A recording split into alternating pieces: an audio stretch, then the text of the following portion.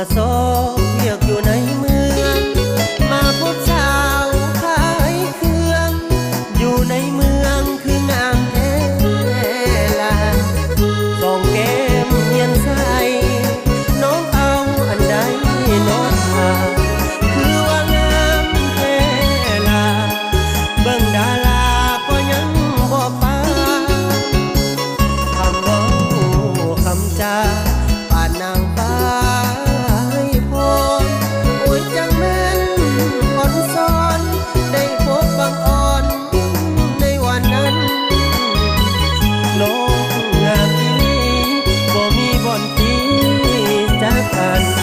อยากผูกมิตรสัมพันธ์เว้านำกันแน่เด้อคน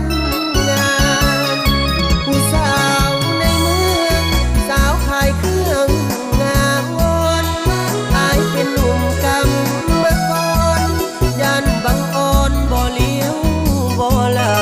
ำอายมันคนจนต้นตัวก็ดำ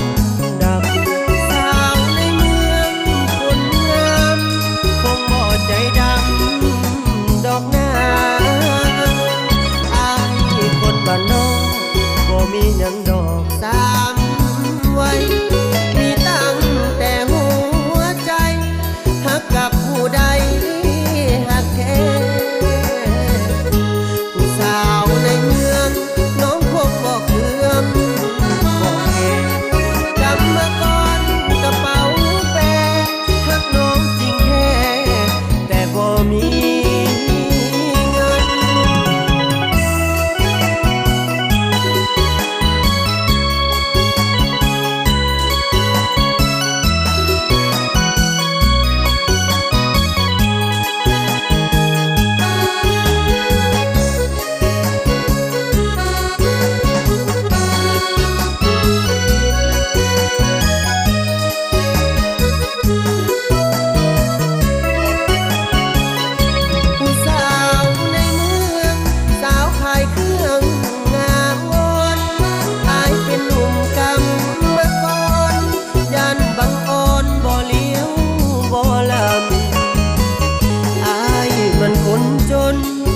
ต้นตัว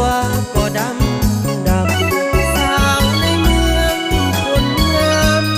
คงบ่ใจดำดอกหน้าอายคนบ้านนอกบ่มีหยังดอก